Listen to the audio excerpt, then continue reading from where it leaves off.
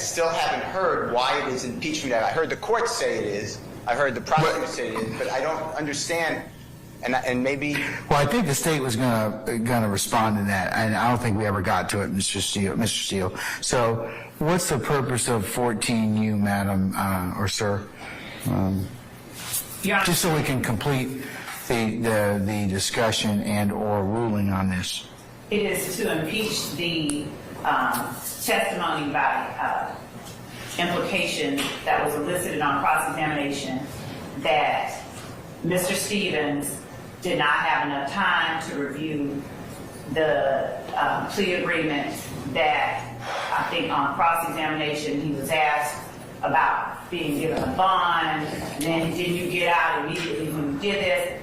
That was all intended to lay the inference for the jury that this was something that was done under duress. So essentially it is to impeach the notion that has now come out, the testimony, the inference that the defendant's questions and Mr. Stevens' answers would allow a jury to draw, which is that this wasn't a free or voluntary plea that he made, and he did this under the thumb of the state unwillingly, and he just answered yes to whatever was put in front of him. Mr. Matthews specifically asked, those were not your words, were they?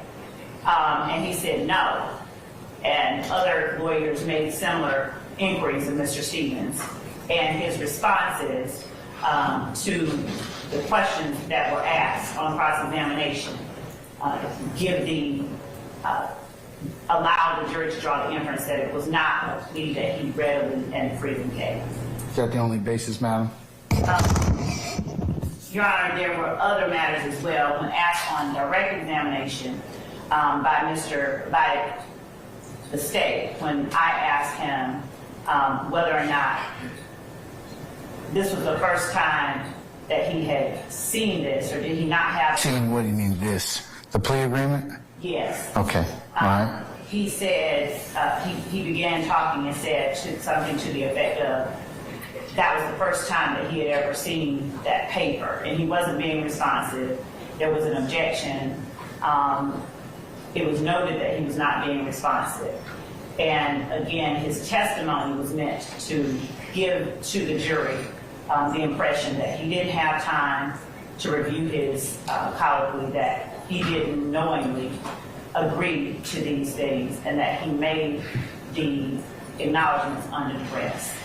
So that, coupled with the answers that he has given, are the reasons that the state seeks to introduce this, to allow the jury to see the circumstances under which the plea was given, to see his demeanor while giving the plea, and to see him actually exercise his right to change something. He stopped in the middle of the plea when Ms. Hilton said something he didn't like or didn't agree with. He's like, wait, what is that?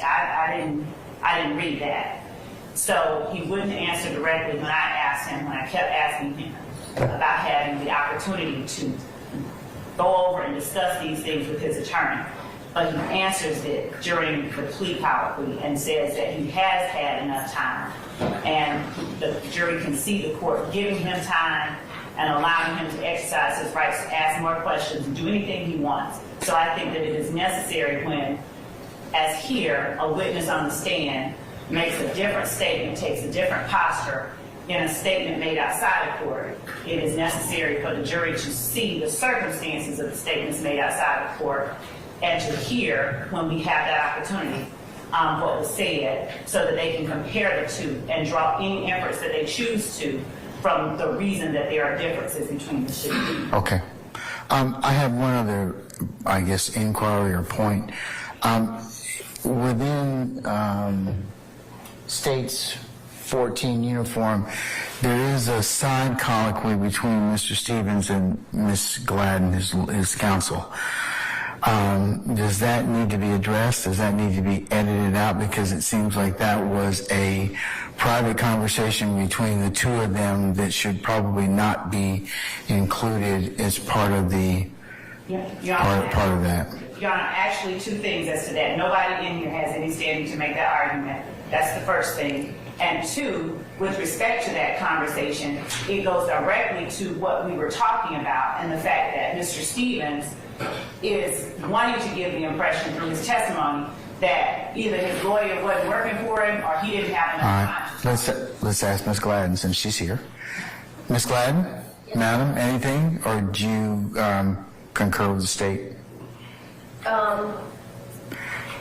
Do you have any objection as to that particular colloquy between you and Mr. Stevens? Mr. Stevens, you and Ms. Gladden can come on up here, please.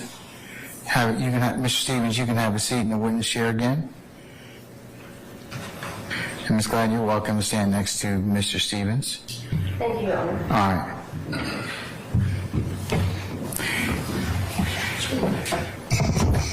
Now, Mr. Stevens, let me just add, you sit down, please. Have a seat.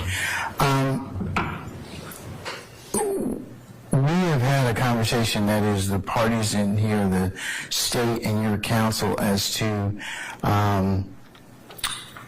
your plea that was given some time ago. Do you remember that? Yes. Okay. Part of that plea contains what appears to be kind of an off-the-record conversation between you and Miss Gladden. Okay, did she talk with you about that? Yes. Okay. Is it your desire to invoke your attorney-client privilege, because that would be a private conversation, or do you wish to go ahead and if you invoke your attorney-client privilege, we won't play that particular part of the video, okay? If you say, I'm okay with it, then we'll play it. And I just need to find out whether or not your attorney has talked with you about that, because it's your privilege to hold or to waive. So, tell me what you want to do. Should do you mind it coming in or not? I don't know. You don't mind? No. Okay. Did Ms. Gladden talk with you about that and explain to your satisfaction what it means to have that particular statement come in or come out? Yes. Okay. So tell me again what you want me to do with the statement, or you wish for me to do with the statement? What? I don't legit. You don't object to it coming in?